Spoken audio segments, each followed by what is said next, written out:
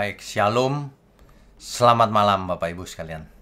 Topik kita malam ini adalah sangat istimewa dari Kitab Bilangan dengan sesi khusus, sesi berikutnya yaitu dosa yang tidak disengaja. Mungkin sebagian dari kita bertanya, apakah ada dosa yang tidak disengaja? Kalau ada, lalu bagaimana perlakuannya? Diampuni atau tidak? Lalu bagaimana dengan dosa yang disengaja? Inilah bahasan kita malam ini. Ya, tapi sebelum itu mari kita tundukkan kepala. Mari kita berdoa. Bapa di surga, kembali kami berkumpul malam ini. Mohon Tuhan berkati program ini dari awal sampai akhir. Tuhan berkati mulut hamba-Mu untuk menyampaikan kebenaran ini, agar kami semua boleh mengerti dengan benar firman-Mu. Terima kasih Bapa, hanya di dalam nama Tuhan Yesus kami berdoa dan mengucap syukur. Amin. Baik Bapak Ibu sekalian, ini adalah sesi kelima Kitab Bilangan, dosa tidak disengaja. Bapak Ibu sekalian, di sesi yang lalu kita sudah membahas bagaimana umat Israel menolak untuk masuk ke Kanaan, padahal sudah dekat. Mengapa? Karena 10 pengintai melaporkan hal yang negatif, yang membuat mereka takut untuk masuk ke Kanaan. 10 pengintai ini, mata-mata ini, melaporkan bahwa Kanaan itu bentengnya kuat. Kemudian orangnya besar-besar, sehingga kita seperti belalang di sampingnya. Sehingga semua orang ketakutan dan tidak mau ikut perintah Tuhan untuk masuk Kanaan. Mereka menolak. Bahkan mereka berusaha memilih pemimpin sendiri untuk kembali ke Mesir. Oleh sebab itu Tuhan menjatuhkan hukuman. Mereka akan mati di padang pasir. Tidak seorang pun masuk ke tanah Kanaan, negeri perjanjian, kecuali Yosua dan Kaleb. Mendengar hal ini, mereka berkabung, saudara. Yaitu Bilangan pasal 14 ayat 39 sampai 45. Mereka berkabung lalu mereka berusaha berubah pikiran. Mereka mau naik ke puncak gunung, mau maju ke negeri yang difirmankan Tuhan. Tapi Musa memberi peringatan. Kenapa kamu hendak melanggar titah Tuhan? Hal itu tidak akan berhasil. Sebab Tuhan tidak ada di tengah-tengahmu. Kamu pasti dikalahkan oleh musuh nanti. Tapi mereka nekat loh. Mereka naik ke puncak gunung itu. Tapi tidak disertai oleh tabut perjanjian Tuhan dan Musa. Artinya Tuhan tidak beserta mereka juga. Nah, akhirnya mereka dikalahkan oleh orang Amalek dan orang Kanaan yang mendiami pegunungan itu. Mereka dicerai-beraikan sehingga mereka lari sampai ke Horma namanya. Ya. Kita lanjutkan dulu. Nah, di dalam kisah berikutnya, Bilangan 15 ayat 22 sampai 31. Disitulah muncul yang namanya dosa yang tidak disengaja. Misalnya ayat 22.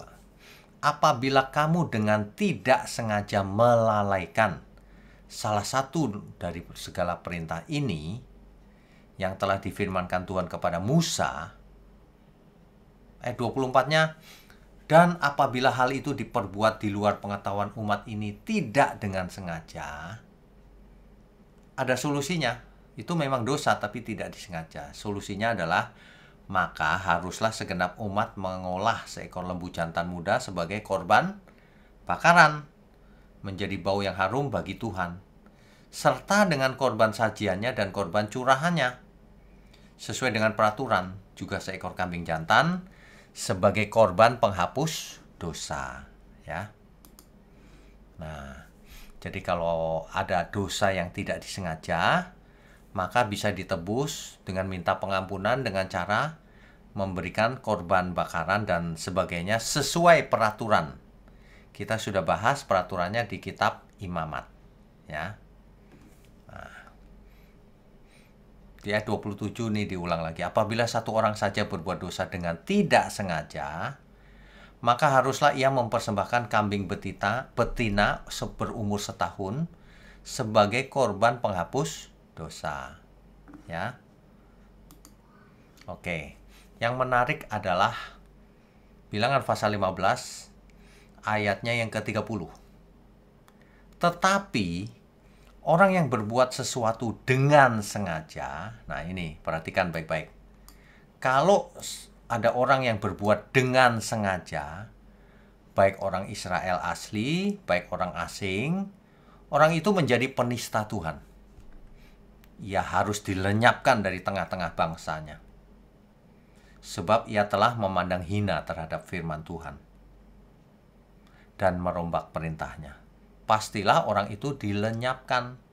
Kesalahannya akan tertimpa atasnya. Kalau sengaja, orang itu harus dilenyapkan. Kalau tidak sengaja, persembahkan korban untuk minta pengampunan. Begitu ya, Bapak Ibu. Di sesi yang lalu di kitab Imamat kita sudah pernah membahas hal ini, yaitu berbagai jenis persembahan. Ada 5 jenis persembahan. Korban bakaran, korban sajian, korban keselamatan, korban penghapus dosa, dan korban penebus salah. Dalam hal ini kita menyoroti, ternyata maksudnya adalah penebusan dosa yang tidak disengaja. Itu. Jadi untuk dosa yang disengaja, tidak ada solusinya ini. Tidak disengaja. Ini. Tidak disengaja, tanpa sengaja. Begitu ya. Ini sebenarnya sedang menekankan bahwa betapa seriusnya dosa itu. Jangan sengaja buat salah ya. Nanti kau tidak diampuni. Kalau tidak sempat minta ampun. Ya. Jadi, Bapak Ibu sekalian, dosa yang tidak sengaja, tidak disengaja maksudnya, Tuhan pasti mengampuni orang yang melakukan kesalahan dengan tidak disengaja. Jika mereka menyadari kesalahannya dan minta ampun, sehingga tidak mengulangi kesalahan itu lagi. Bapak Ibu Saudara sekalian bisa baca Imamat 4 ayat 27 sampai 31. Ya. Tapi mereka harus mempersembahkan korban penghapus dosa atau korban penebus salah. Nah, dosa yang tidak disengaja ini apa? Contohnya ini, menyentuh benda kudus atau terlalu dekat dengan tabernakel ketika orang tersebut dalam keadaan najis. Misalnya kalau seorang perempuan sedang datang bulan ya, menstruation, maka ia tidak boleh memegang benda yang kudus atau dekat-dekat dengan tabernakel. Tapi kalau ia lupa kemudian dekat-dekat, nah itu dosa yang tidak disengaja. Sedangkan untuk orang yang dengan sengaja berbuat dosa, di zaman Taurat, hukuman Tuhan pasti menimpanya. Orang seperti ini pasti terlihat dari ketidakhormatannya kepada Tuhan. Kok bisa sengaja berbuat dosa? Kok berani? Artinya ia menentang Tuhan. Tidak hormat terhadap kekudusan Tuhan. Itu artinya sengaja loh. Dulu Musa sengaja memukul batu itu karena ia panas hatinya, sehingga keluar air. Padahal Tuhan tidak memerintahkan untuk memukul batu itu. Ya. Nah, hukuman menimpa Musa akhirnya. Kita tahu di sesi-sesi yang lalu bahwa Musa akhirnya tidak masuk ke tanah perjanjian. Karena kesalahannya itu tidak hormat pada Tuhan. Itu sengaja, bukan tidak sengaja. Jadi segala dosa yang sengaja pasti mendapat sanksi dari Tuhan. Ya. Perbuatan dan sikap yang begini inilah yang mencelakakan manusia. Sengaja berbuat dosa. Sengaja melakukan kesalahan. Sengaja menyiarkan hoax. Sengaja memfitnah ke kiri ke kanan. Sengaja membunuh karakter seseorang.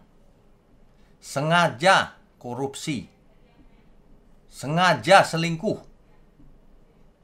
Sengaja menghina orang. Pasti binasa orang seperti itu. Kita harus belajar serius nih malam ini. Sebab untuk dosa yang sengaja dilakukan, tidak ada pengampunan di zaman Taurat. Artinya apa? Itu sangat serius. Kamu jangan sengaja buat dosa. Itu meremehkan Tuhan namanya. Ya. Oke, kita lanjutkan ya. Ya. Di zaman Perjanjian Baru, di Yohanes 9 ayat 41 contohnya, Tuhan Yesus berkata begini untuk hal ini.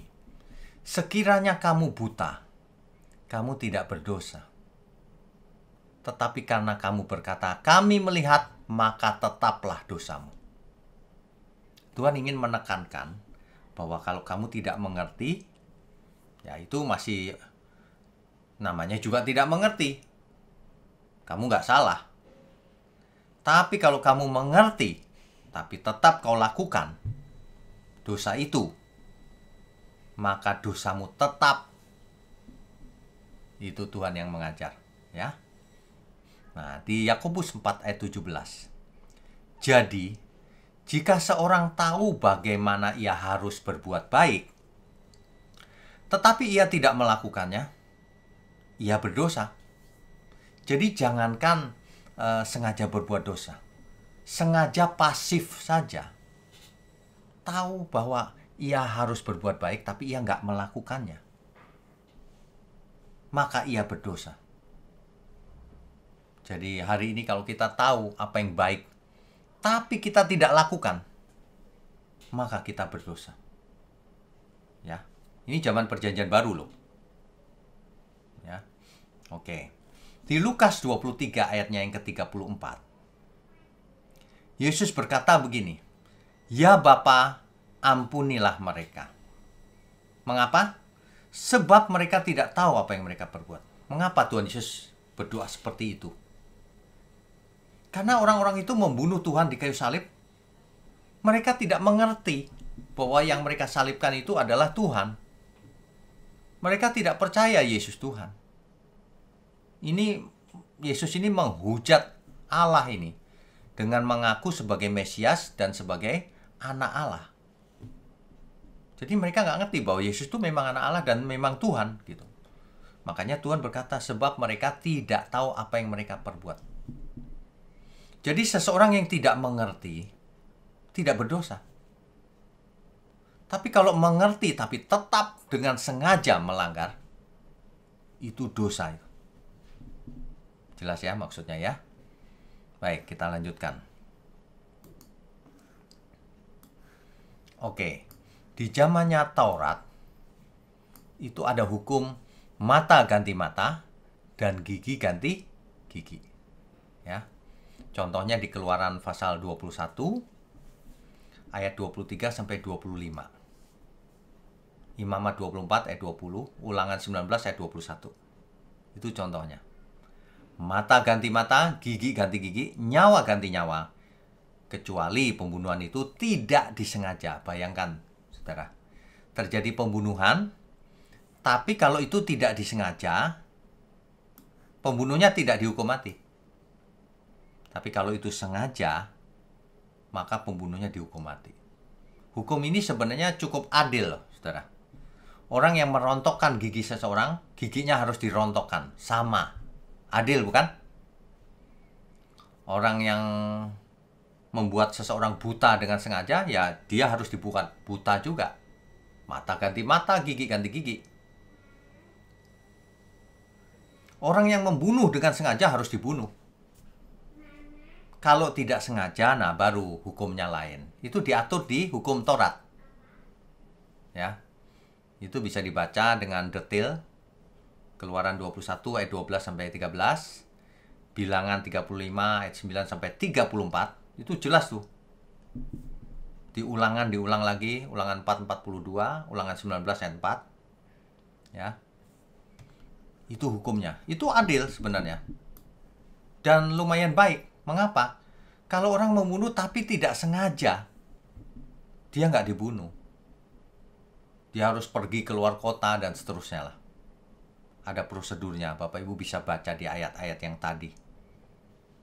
Tetapi Tuhan Yesus mengajarkan di Matius 5 ayat 38 sampai 39. Kamu telah mendengar firman, mata ganti mata dan gigi ganti gigi. Tetapi aku berkata kepadamu, janganlah kamu melawan orang yang berbuat jahat kepadamu. Melainkan siapapun yang menampar pipi kananmu, berilah juga kepadanya pipi kirimu. Artinya apa? Artinya kita tidak boleh sengaja berbuat jahat kepada seseorang. Tidak boleh. Ya. Itu Tuhan loh yang mengajar. Sengaja. Apalagi kalau prinsip dunia. Pembalasan lebih kejam daripada perbuatan. Waduh, itu hukumnya setan itu. Ya. Tapi ingat, kesalahan yang sengaja dilakukan akan mendapat sanksi dari Tuhan. Sesuatu akan menimpa orang itu. Ya, itu pasti. Oke, kita lanjutkan dulu. Ya. Ada kasus di mana seseorang, ini menarik nih, sengaja loh murtad lagi.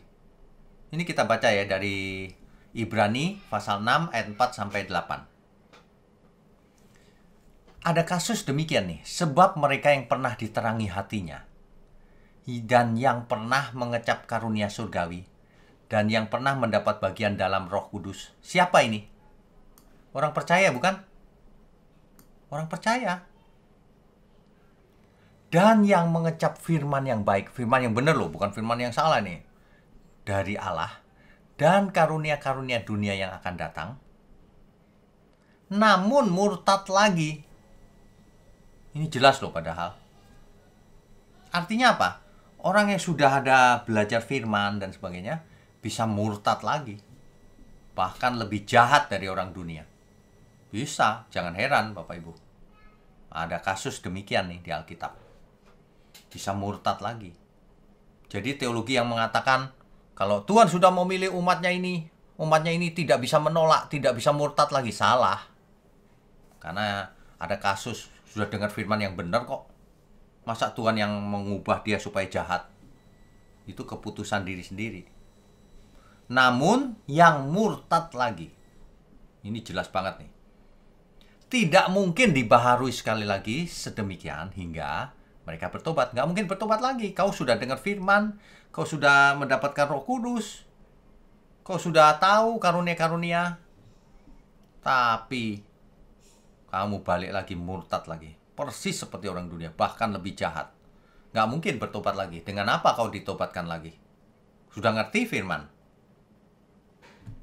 Sebab mereka menyalibkan lagi anak Allah bagi diri mereka dan menghinanya di muka umum. Bahaya ini. Orang seperti ini bahaya. Sudah dengar kebenaran, tapi murtad lagi. Sehingga kebenaran, ia jadi imun terhadap kebenaran. Kebenaran disampaikan, aku sudah mengerti. Waduh, bahaya ini. Ayat 7, sebab tanah yang menghisap air hujan yang sering turun ke atasnya, dan yang menghasilkan tumbuh-tumbuhan yang berguna bagi mereka yang mengerjakannya, menerima berkat dari Allah. Tetapi, jikalau tanah itu menghasilkan semak duri dan rumput duri, tidaklah ia berguna, dan sudah dekat pada kutuk, yang berakhir dengan pembakaran. Ilustrasi ini hendaknya mengerti kita semua. Ibarat tanah sudah disirami, sudah subur, menghasilkan semak duri dan rumput duri. Ya, ia terkutuk, dekat dengan pembakaran.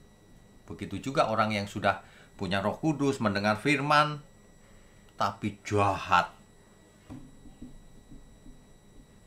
Tidak ada lagi yang bisa membuat dia bertobat. Itu namanya sengaja. Ini dosa yang amat sangat sengaja ini. Udah mengerti kok. Ya. Oke. Di Alkitab juga berlaku hukum positif. Hukum positif maksudnya begini. Contohnya saya bacakan Lukas 19 ayat 26 ya. Jawabnya, Aku berkata kepadamu, setiap orang yang mempunyai, kepadanya akan diberi.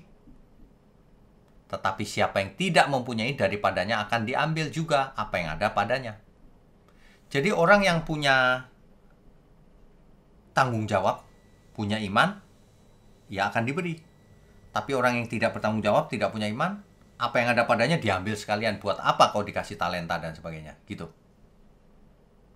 Di Lukas 12 ayat 48, tetapi barang siapa tidak tahu akan kehendak tuannya dan melakukan apa yang harus mendatangkan pukulan, ia akan menerima sedikit pukulan. Karena nggak tahu, nggak mengerti. Makanya berlaku hukum, setiap orang yang kepadanya banyak diberi, daripadanya akan banyak dituntut.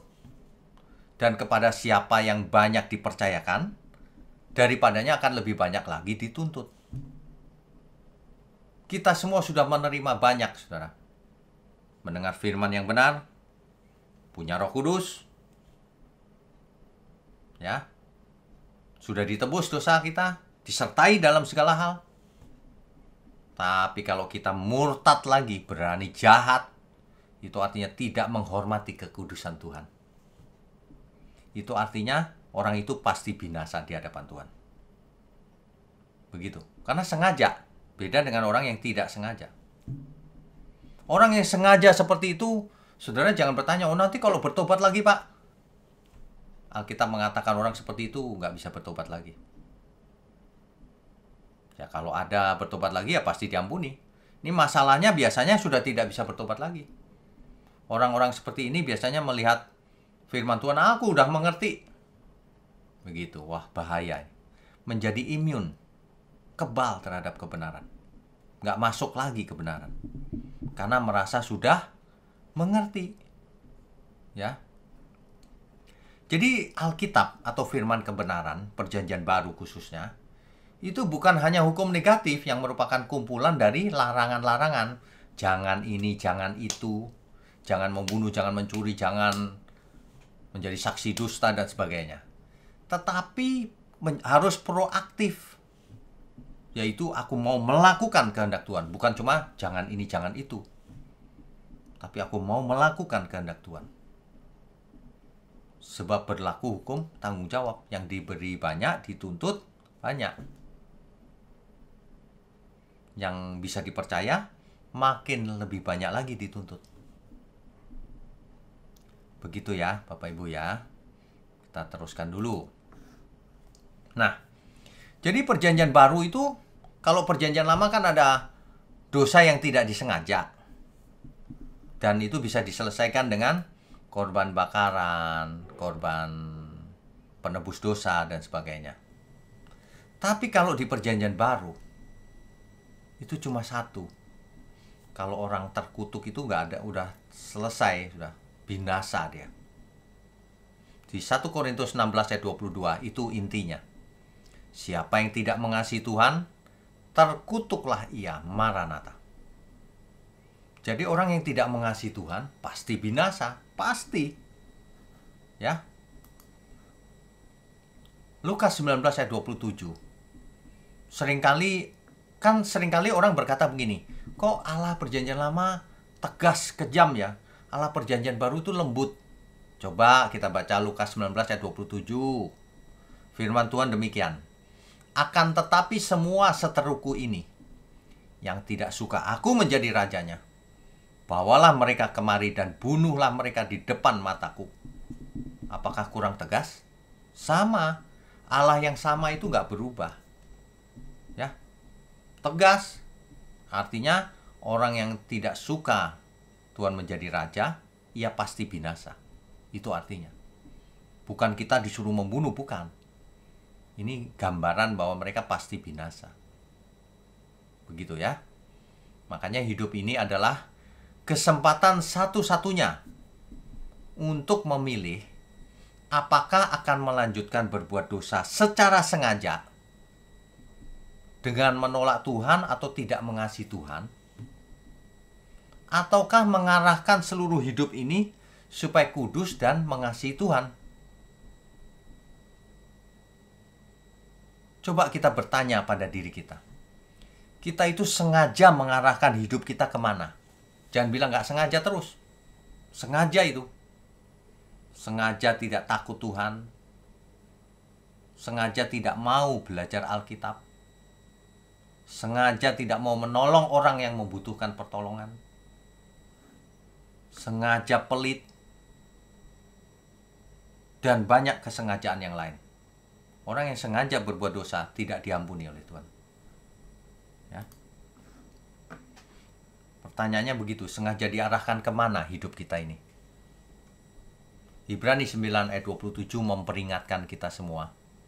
Dan sama seperti manusia ditetapkan untuk mati hanya satu kali saja, dan sesudah itu dihakimi. Kita akan mati cuma satu kali, tidak ada reinkarnasi menurut Alkitab. Langsung dihakimi. Harusnya mendengar firman ini kita semua ngeri, takut. Apakah aku masih berbuat dosa ya secara sengaja maupun tidak sengaja? Ayat 28-nya, demikian pula Kristus hanya satu kali saja mengorbankan dirinya untuk menanggung dosa banyak orang. Sesudah itu ia akan menyatakan dirinya sekali lagi, nanti akan datang sekali lagi, tanpa menanggung dosa lagi, bukan untuk penebusan dosa lagi, yang kedatangan kedua itu. Tapi untuk menganugerahkan keselamatan kepada mereka yang menantikan dia. Tuhan datang lagi, bukan untuk menebus dosa, tapi untuk menganugerahkan keselamatan kepada kita semua. Dan menghukum dunia dan seluruh isinya. Setan, roh-roh jahat, orang-orang fasik, orang-orang jahat. Itu maksudnya. Kalau kita tahu begini harusnya kita ngeri loh. Masalahnya orang tidak takut. Ya. Di Alkitab dicatat satu keadaan di mana dosa manusia tidak diampuni. Markus 3 ayat 29. Tetapi apabila seorang menghujat Roh Kudus, ia tidak mendapat ampun selama-lamanya, melainkan bersalah karena berbuat dosa kekal. Jadi kalau seseorang menghujat Roh Kudus, ia melakukan dosa kekal. Tidak bakalan diampuni. Menghujat Roh Kudus ini jangan diartikan menghina Roh Kudus cuma sekali perbuatan, bukan. Tetapi ini adalah suatu keadaan yang terminal, yang sudah tahap akhir, stadium terakhir kalau ibarat kanker itu. Suatu keadaan manusia mengeraskan hati sampai tidak mungkin bertobat lagi. Itu maksudnya. Sebab selama ada pertobatan, maka ada pengampunan. Itu prinsipnya juga. Kisah 3 ayat 19. Oleh sebab itu kamu sadarlah dan bertobatlah agar dosamu diampuni. Gitu ya. Jadi keadaan stadium terakhir ini, menghujat Roh Kudus ini, terjadinya tidak tiba-tiba, tapi melalui proses kesengajaan yang panjang, terus-menerus. Sengaja tidak taat firman, sengaja meremehkan firman, sengaja berbuat jahat terhadap sesama, terus sengaja. Sebab kalau tidak sengaja tidak mungkin sampai ke proses menghujat Roh Kudus. Itu pasti sengaja. Dalam Efesus 4 ayat 30, di situ ada istilah mendukakan Roh Kudus. Kalau seseorang masuk ke tahap mendukakan Roh Kudus, masih belum menghujat Roh Kudus, itu masih melanggar terus, berbuat dosa. Dan Roh Kudus akan ingatkan. Tahap berikutnya, kalau dia tidak mau diingatkan terus, maka dia memadamkan rohnya padam. Kalau rohnya padam, ia tidak bisa mendengar lagi teguran-teguran dari Roh Kudus. Tahap berikutnya barulah ia menghujat Roh Kudus. Sudah bablas, sudah tidak bisa diselamatkan lagi. Oleh sebab itu, janganlah sengaja berbuat salah. Jangan kita sengaja berbuat jahat. Nanti kita naik kelas terus sampai akhirnya menghujat Roh Kudus. Saya sudah melihat orang-orang yang tidak takut lagi sama Tuhan. Merasa sudah mengerti teologi. Di Perjanjian Lama, Perhatikan skema ini. Umat Israel harus melalui perantaraan para imam, kemudian imam besar, dan akhirnya masuk ke ruang Maha Kudus untuk mempersembahkan kurban-kurban, memercikkan darah, ditutup pendamaian, dan lain-lain. Itu sudah kita bahas ya. Tetapi pada kesempatan ini saya ingin ingatkan sekali lagi bahwa yang diampuni itu adalah dosa yang tidak disengaja. Jelas ya maksudnya ya? Oke, kita lanjutkan dulu. Ya. Di zaman itu kita tahu kan ada The Day of Atonement, hari pendamaian, di mana seorang imam besar mempersembahkan kambing. Darahnya masuk ke ruang Maha Kudus, dicipratkan semua. Kemudian satu lagi disebut Azazel, kambing hitam. Seorang imam akan menumpangkan tangannya di kepala kambing ini. Lalu kambing itu dilepas ke padang gurun. Maksudnya adalah lambang bahwa kambing itu membawa dosa-dosa umat. Ini hanya lambang, saudara. Itu pun untuk dosa yang tidak disengaja. Ya.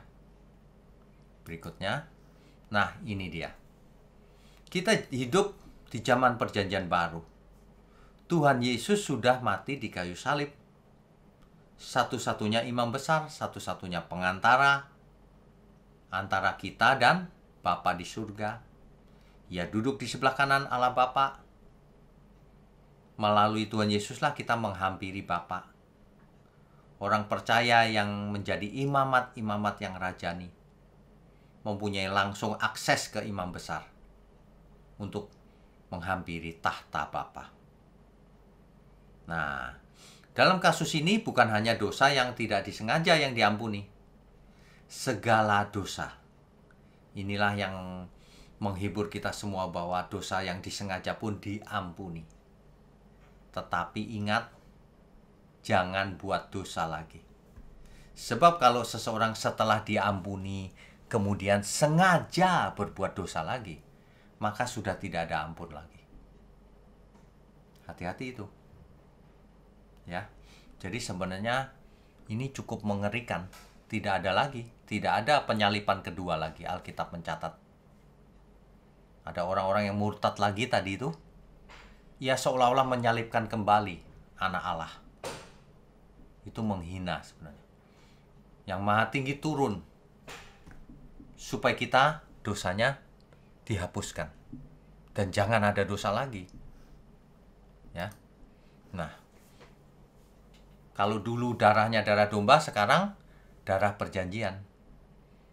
Inilah darahku, kata Tuhan Yesus. Darah perjanjian yang ditumpahkan bagi banyak orang untuk pengampunan dosa. Dosa yang mana? Semua dosa. Dosa yang disengaja maupun dosa yang tidak disengaja. Amin ya, haleluya. Oke, kita lanjutkan. Di Ibrani pasal 9 ayat 27 dan 28. Dan sama seperti manusia ditetapkan untuk mati hanya satu kali saja, dan sesudah itu dihakimi. Mengapa? Karena anak domba Allah darahnya sudah dicurahkan. Sekarang kita diberi kesempatan kedua. Apapun dosamu sudah diampuni. Supaya kamu jadi anak Allah. Supaya kita semua jadi anak Allah.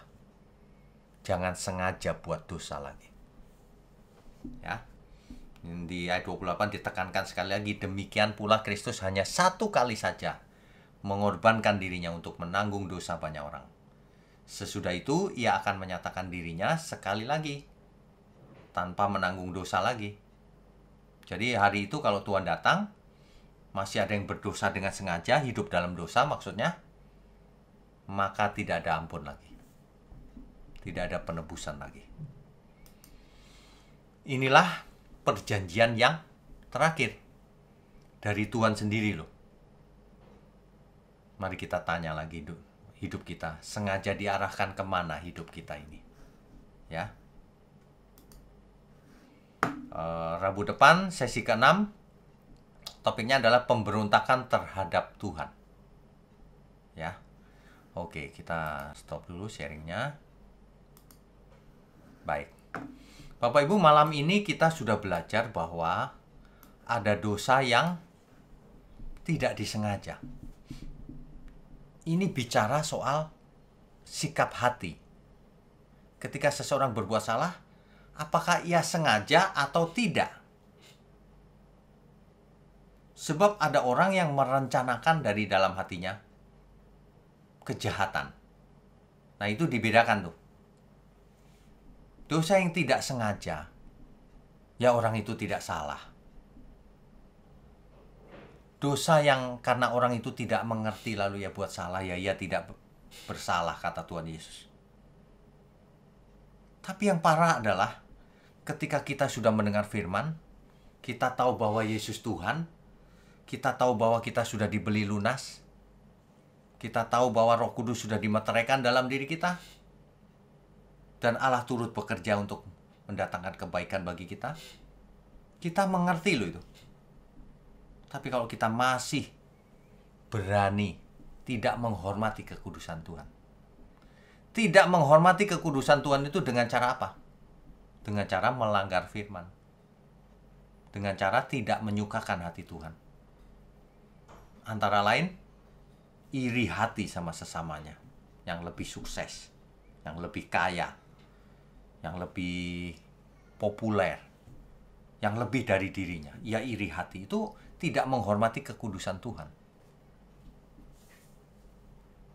Ia sombong meninggikan diri. Itu tidak menghormati Tuhan. Ia takut terhadap segala macam dunia ini. Itu tidak menghormati Tuhan karena ada Roh Kudus dalam diri kita. Oleh sebab itu Bapak Ibu jangan pernah takut terhadap setan, roh-roh jahat dan sebagainya. Roh Kudus tinggal dalam diri kita. Jangan sengaja takut. Ya. Tuhan tidak berkenan. Kalau seseorang sengaja merencanakan pembunuhan, ia pasti mati. Pasti binasa. Gak ada ampun. Tapi kalau orang tidak sengaja, diampuni. Tapi perjanjian baru lebih hebat lagi. Apapun dosamu, mau sengaja mau tidak sengaja, diampuni oleh Tuhan. Tetapi, ada tetapi. Jadi kamu semua orang berhutang, kata kitab Roma, supaya tidak hidup menurut daging lagi seperti dulu. Sebab kalau kamu hidup menurut daging, kamu mati, kamu binasa. Tapi kalau kamu hidup menurut roh, kamu hidup kekal nantinya. Coba kita periksa diri kita. Apakah kita masih sengaja berbuat jahat terhadap sesama, sengaja iri, sengaja sombong, sengaja ingin membunuh karakter sesamanya, sengaja pelit, sengaja tidak mau menolong orang, sengaja menikmati diri sendiri tapi tidak peduli terhadap sesama, sengaja anggap enteng pekerjaan Tuhan, sengaja anggap enteng firman Tuhan. Coba saya mau tanya, kalau ada orang yang sudah mengerti ini, tapi tidak mau belajar seperti ini, di jam-jam ini mereka nonton film yang tidak penting banget, apakah itu menghormati Tuhan? Coba tanya diri sendiri. Kecuali ada hal yang penting, ya itu bisa, karena besok bisa mengulang pelajaran ini, firman Tuhan ini, didengar lagi bisa. Tapi kalau sengaja aku malas, lalu nonton film yang gak ada gunanya sama sekali, itu sengaja namanya. Saudara, percuma pura-pura di hadapan manusia. Tuhan tahu isi hati kita. Mari kita serius. Aku mau sengaja Tuhan. Tidak mau berbuat dosa. Itu harus sengaja. Kita semua diberi kehendak bebas untuk melakukan segala sesuatunya dengan sengaja. Kita harus memilih ikut Tuhan atau ikut dunia. Gak bisa dua-duanya. Tapi Tuhan menginginkan tidak seorang pun binasa, melainkan beroleh hidup yang kekal. Makanya setiap kita ditebus, diberinya kuasa, supaya menjadi anak-anak Allah. Amin semua. Jadi zaman perjanjian lama yang diampuni hanya dosa yang tidak disengaja. Tapi di perjanjian baru segala dosa diampuni Tuhan. Tapi ada syaratnya. Jika seseorang bertobat. Tapi ada syaratnya. Bertobat itu artinya tidak buat dosa lagi. Tapi kalau orang tetap berbuat dosa terus sementara mengaku percaya Tuhan, itu lebih menghina Tuhan daripada orang yang tidak mengerti. Tapi kesalahan yang dibuatnya karena ia tidak mengerti. Ia tidak bersalah, kata Tuhan. Amin, Bapak Ibu. Baik, kita lanjutkan dengan diskusi dan tanya jawab ya. Co-host silakan. Baik, terima kasih Pak Wigno atas pemberitaan firman yang sangat memberkati. Bapak Ibu, selanjutnya kita akan lanjutkan dengan sesi tanya jawab. Bagi Bapak Ibu yang ingin bertanya, silakan nyalakan kamera dan aktifkan icon raise hand-nya. Yang pertama ada Bapak Joko Siswanto. Silakan Pak Joko.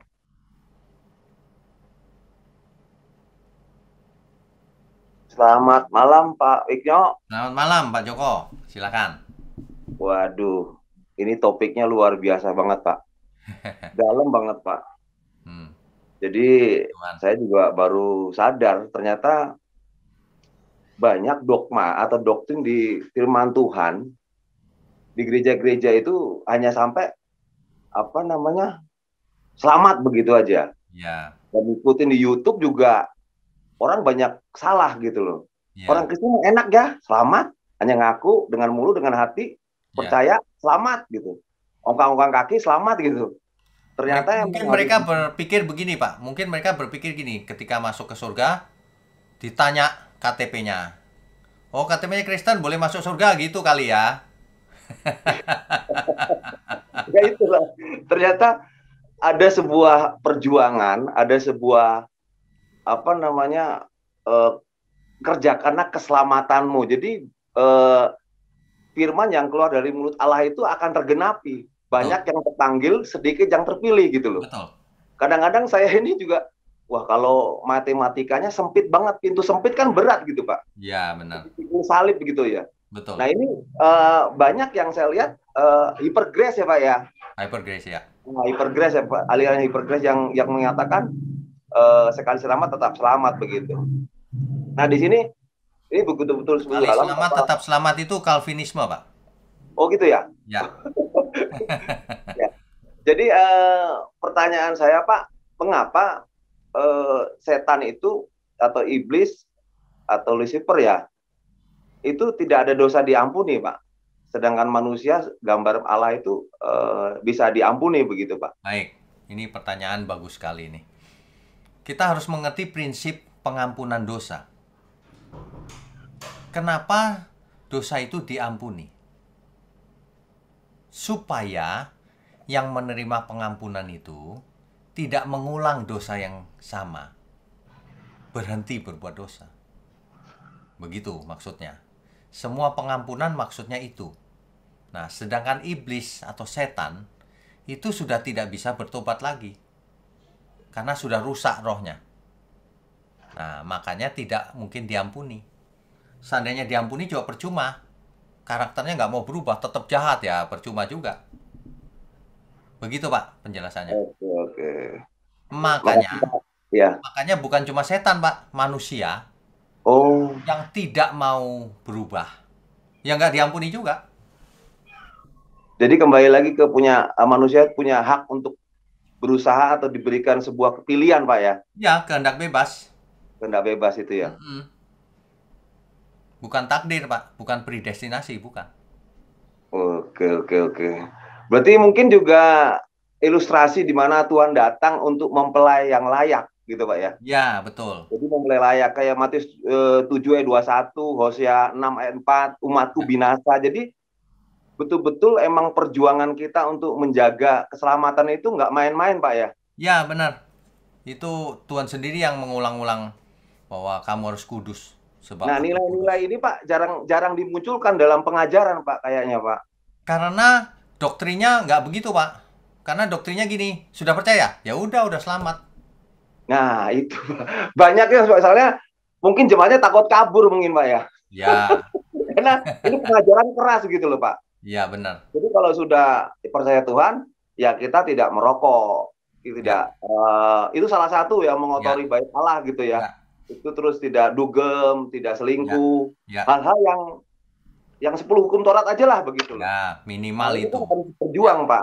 Ya, Nah itu loh yang kadang-kadang nilai-nilai ini jarang dimunculkan dalam sebuah pengajaran di mimbar begitu loh ya.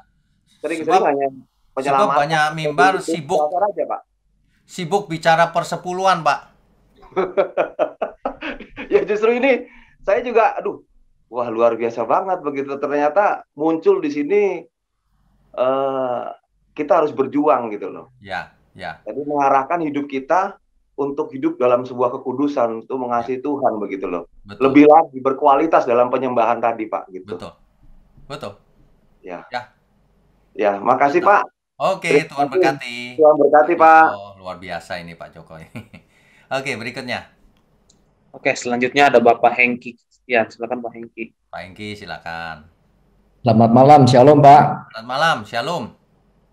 Pak, saya mau tanya, tadi ketika Pak Wiknyo memberikan contoh Musa pada peristiwa di Meriba tuh Pak ya, Ya, Musa memukul bukit batu itu sebagai dosa yang tidak disengaja ya Pak ya? Yang disengaja Pak ya? itu disengaja, Pak. Tetapi kan kalau menurut Taurat kan dosa yang disengaja di bilangan 15 tadi itu kan harus dilenyapkan Pak. Kenapa Musa tidak dilenyapkan tapi hanya diberi konsekuensi atau hukuman tidak boleh masuk ke tanah terjanji Pak ya? Ya, itu kan apa namanya, prinsip dasarnya itu dilenyapkan, Pak. Tapi keputusan akhir kan memang masih pada Tuhan. Lagi pula, hukum perjanjian lama itu kan di override oleh perjanjian baru. Di override itu di apa ya? Anulir Pak atau disempurnakan di perjanjian baru. Jadi di perjanjian baru ternyata semua dosa, mau disengaja maupun tidak, itu diampuni. Tapi ada tapinya tadi itu, jangan sengaja berbuat dosa lagi, nggak ada ampun lagi setelah itu. Gitu. Atau mungkin karena Musa kemudian kan ketika ditegur mungkin dia menyadari dan dia mungkin bertobat kali Pak ya. Ya, itu benar juga. Betul. Makanya kalau baca ayat Alkitab tidak boleh kaku. Harus sampai perjanjian baru. Bayangkan kalau bacanya perjanjian lama tok, jadi yang diampuni adalah dosa yang tidak disengaja. Tapi kalau sampai perjanjian baru, segala dosa sudah diampuni di kayu salib. Tapi jangan buat dosa lagi, gitu. Ya. Kekurangan dari orang yang belajar hanya perjanjian lama, nanti salah dia pengertiannya. Nggak lengkap. Karena dianulir atau disempurnakan di perjanjian baru. Begitu, Pak. Baik, Pak. Terima kasih, Pak Wiknyo. Tuhan berkati. Ya, God bless you. Berikutnya. Oke, selanjutnya ada Bapak Rafli Rinaldi. Silakan Pak Rafli. Pak Rafli, silakan. Ya, selamat malam Pak Wiknyo. Selamat malam. Pak, tadi tertarik mengenai kalimat atau frase kata murtad lagi, Pak. Di Murtad ayat lagi, tadi, ya? Pak ya. Ya. Ya. Ini kalau kita telah secara mendalam mengenai kata murtad lagi, berarti sebelumnya itu sudah murtad, Pak ya.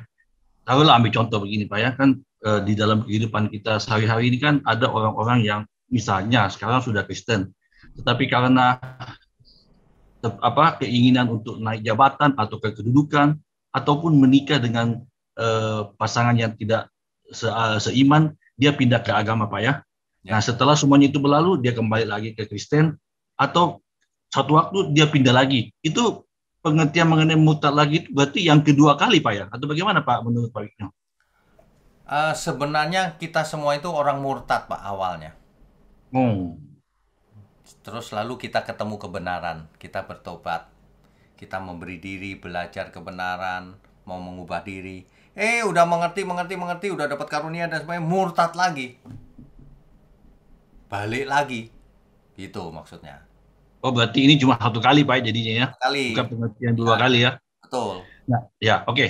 Kalau itu udah jelas, Pak. Lalu mengenai tadi di perjanjian baru, dosa yang disengaja maupun dosa yang tidak disengaja kan diampuni kan, Pak ya? Betul. Sementara ada juga dosa yang tidak bisa diampuni, Pak, yaitu menghujat Roh Kudus kan, Pak ya. Betul. Nah, apakah kalau kita, berarti boleh saya tafsirkan kalau kita murtad itu kan sama saja dengan kita menghujat Roh Kudus, Pak. Kira-kira gimana, Pak? Begini, Alkitab sering menggunakan istilah berbagai macam, ya. Tapi kita harus tahu konteks utamanya apa. Artinya begini, kalau seseorang mengeraskan hati, lalu tidak mau bertobat lagi sampai ia mati, itulah stadium terakhir. Menghujat Roh Kudus atau mengeraskan hati, itu stadium terakhir tuh, Pak. Dan itu pasti tidak diampuni, sebab sampai mati kan, nggak bertobat, gitu. Nah, jadi berbagai kalimat ini memperingatkan kita sebenarnya. Jangan kita murtad lagi loh ya, sudah dengar firman nih. Sudah mengerti, sudah dikasih Roh Kudus. Nanti gara-gara hal lain murtad. Ya itu dia, Pak. Saya bilang tadi, kan kita kan sudah diberi Roh Kudus, tetapi kita murtad. Kita tahu ini bahwa kita sudah diberi Roh Kudus segala macam, karena kita kepengen kedudukan, pengen punya pasangan yang beda agama, kita pindah gitu loh, Pak. Nah ini tanda kutip bagaimana, Pak, terhadap orang seperti ini, Pak? Jika ia tidak pernah bertobat lagi sampai ia mati, ya itu sama itu, itulah murtad. Tapi kalau akhirnya ia kembali lagi ya. Dulu itu ya sebenarnya sederhana, Pak. Kalau sudah sampai perjanjian baru itu, yang tidak mengasihi Tuhan terkutuk. Gitu aja. Oke. Itu rumus terakhir, Pak. Jadi masa lalu kita apapun diampuni. Tapi ke depan jangan buat lagi. Nah, itu luar biasa itu, Pak. Kalau dulu perjanjian lama, Pak, dihitung-hitung, Pak, masa lalunya. Kita bisa ompong, Pak, gigi ganti gigi, mata ganti mata, bisa buta kita. Iya. Kita ke gereja banyak orang cacat, Pak, nanti. Iya. Mencuri tangan dipotong. Dulu kita kecil mungkin mencuri pensil atau apa, kita nggak tahu kan. Potong itu, waduh, kita cacat semua kita. Nah, sampai perjanjian baru, dosamu, meskipun dosamu merah seperti kirmisi, akan menjadi putih seperti salju. Oke. Waduh, itu luar biasa itu. Tapi jangan buat dosa lagi. Nah, ini. Iya. Itu. Ya. Oke, thank you, Pak Wigno. Jelas, Pak. Makasih, Pak ya. Malam, Pak Wigno. Malam. Pak, saya sedikit ada kutipan nih, Pak ya. Saya waktu Natal kebetulan saya dapat buku di gereja kami di Sari Pluit, kumpulan surat gembala, Pak. Oh, oke. Nah, judulnya ini hanya masalah waktu. Ya. Itu, Pak, di halaman 3, Pak, di alinea kedua. Ya. Tadi saya mau tanya Bapak tadi pagi, mau saya foto, lupa saya, Pak. Gitu. Itu dikatakan, Pak ya, ada di antara kamu yang merasa tidak sebagai orang jahat. Kamu tidak terbukti melakukan pelanggaran moral. Kamu terhormat di masyarakat karena hidupmu santun. Kamu pergi ke gereja memuji namaku. Kamu merasa bahwa hidup kerohanian sudah cukup memenuhi standar. Padahal di mataku keadaanmu masih jauh dari apa yang dikehendaki oleh Bapa. Di sini membuat saya tuh kayak apa, Pak? Saya bergetar gitu, Pak. Bergetarnya apa? Saya nggak pede, Pak, sebagai orang Kristen, Pak. Ini orangnya sudah santun, moralnya bagus, di mata masyarakat bagus, rajin ibadah. Apalagi yang Tuhan tuntut gitu loh. Sementara ini kan tulisan Pak Erastus, ya. Ini kan tulisan Pak Erastus. Jadi artinya ini bukan firman gitu, Pak, tapi pandangan gitu kan. Nah, dari orang yang artinya menjadi sebagai bapak rohani yang saya anggap senior saya, bapak rohani senior saya gitu, Pak. Itu membuat jadi keadaan kita itu kayak kurang apa lagi di orang seperti ini, apalagi dibandingin saya gitu loh, pengerja gereja, enggak gitu kan. Nah ini dikatakan seperti itu, Pak. Kalau boleh Bapak lihat tuh halaman 34 alinea 2. Saya mengerti. Jadi bergetar saya, Pak, gitu, Pak. Ya. Ini gimana saya masuk perang baru? Saya mengerti. Jadi maksudnya gimana, Pak? Jadi begini, jangan pernah kita itu merasa kalau Bapak tidak jadi aktivis, tidak jadi pengkhotbah, maka status di hadapan Tuhan lebih rendah. Bukan, tidak begitu. Itu ajaran lama itu salah itu. Yang benar kita di hadapan Tuhan itu sama. Yang beda adalah bagaimana kita meresponi Tuhan. Nah, yang diberi banyak dituntut banyak. Kalau seorang berkhotbah, ia dituntut lebih banyak, harus menjadi hidup kudus. Contoh, Lalu udah khotbah tapi hidupnya jahat lah. Itu bagaimana, kan nggak cocok jadinya, ya kan? Jadi orang zaman dahulu, orang Farisi itu ahli Taurat loh. Dia hafal bahkan ayat-ayat Alkitab. Iya, dia hafal, dia menguasai. Tapi dia jahat. Kalau lihat orang berbuat dosa yang ingin hukum dengan memakai aturan agama, hukum Taurat. Ingin membunuh orang yang berbuat dosa. Itu jahat di mata Tuhan itu. Nah, zaman sekarang ya kita periksa diri kita masing-masing. Yang diberi banyak, dituntut banyak. Jadi kalau di luarnya santun gitu ya. Tuhan kan nggak melihat luar. Tuhan lihat hati. Ya kan?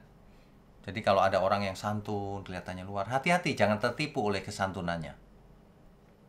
Ya, beda dengan saya ngomongnya ceplos-ceplos begini.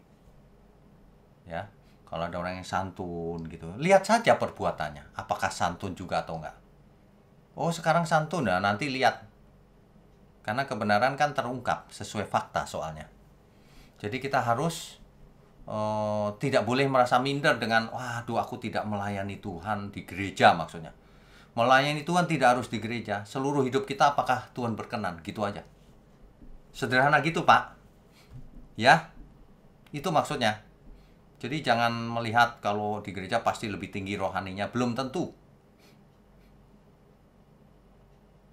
Amin ya. Oke, Tuhan berkati. Berarti ini sedikit Pak, kembali ke diri kita juga gitu Pak ya. Karena ini cukup hari ini mau terngiang-ngiang di kepala saya gitu Pak, bahwa orang seperti ini aja Tuhan nggak menginginkan gitu loh Pak. Ya. Jadi saya teringat Matius 7:21. Jadi benar-benar hidup kita ini benar-benar harus tulus Pak ya. Tulus setulus-tulusnya di hadapan Tuhan Pak ya.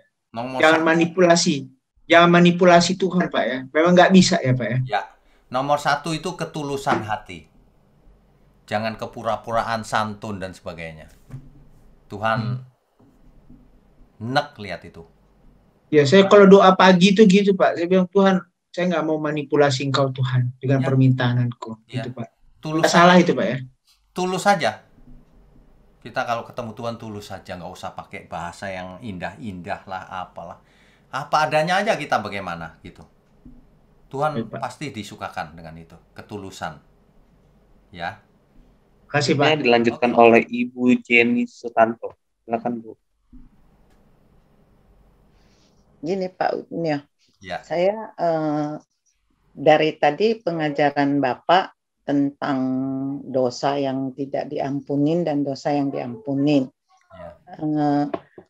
Yang saya sendiri gitu sambil dengar, tapi sambil berpikir. Tadi ada Bapak nanya yang malaikat yang tidak bisa diampunin. Mungkin malaikat itu mau menyaingin Tuhan dan sombong gitu bahwa kan katanya suaranya bagus lah apa segala macam. Nah, dalam pikiran saya gitu, oh orang bisa murtad karena dia merasa dia lebih dari pengajaran Tuhan, lebih dari firman Tuhan. Itu juga salah satu kesombongan. Nah, Allah paling benci itu orang sombong. Kan ada kan ayatnya. Nah, jadi saya mikir salah satu dosa yang paling ini ya sombong mungkin ya. Kalau sombong orang lain nggak lihat. Kita sendiri tahu dan Tuhan tahu. Betul. Ya orang lihat kita nggak sombong. Tapi kita dalam hati kan ada satu misalnya gitu. Kita bisa apa gitu, pinter khotbah atau pinter nyanyi apa gitu kan kayaknya, wah gue bagus nih nyanyi Tuhan ini apa-apa gitu, kayaknya lebih pinter dari Tuhan lah, lebih pinter dari itulah gitu. Apa itu pikiran saya bener nggak? Allah paling benci sombong itu. Memang manusia bisa murtad itu karena kesombongan. Orang bisa melakukan dosa juga karena sombong.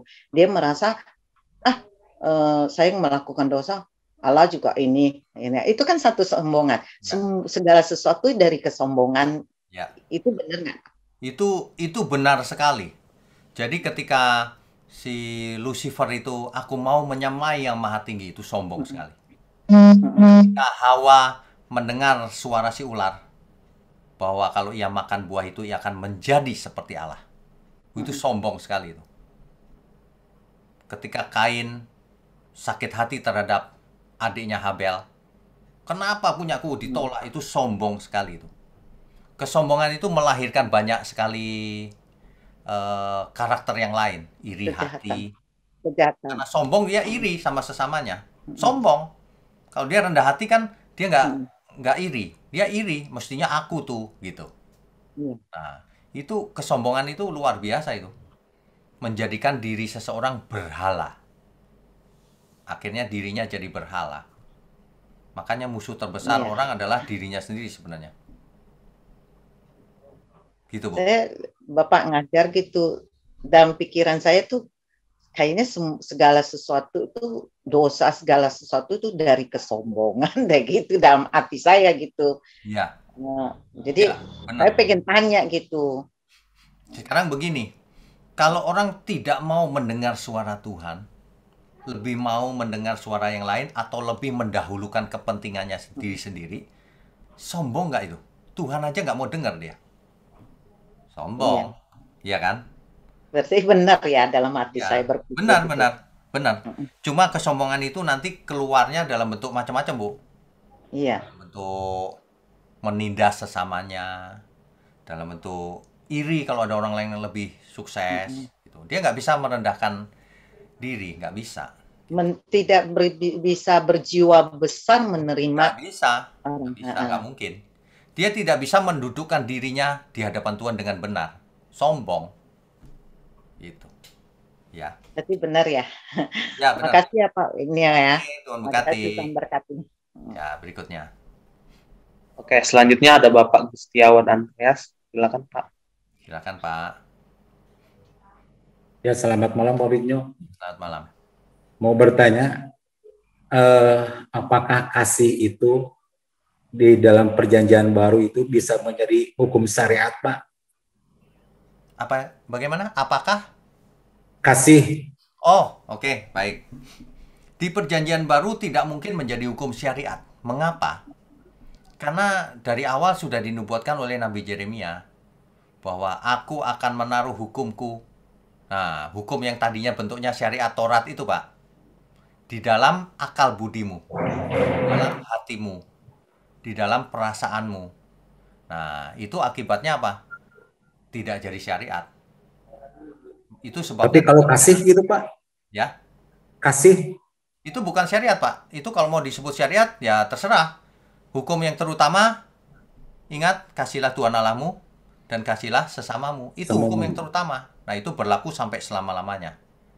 Nah, itu mau disebut syariat atau apa ya terserah. Tapi syariat bukan itu, Pak. Syariat itu biasanya sekumpulan banyak aturan. Gitu. Oh, gitu. Oke. Itu ya, terima kasih, Pak. Aja, Pak. Disebut Tuhan berkati.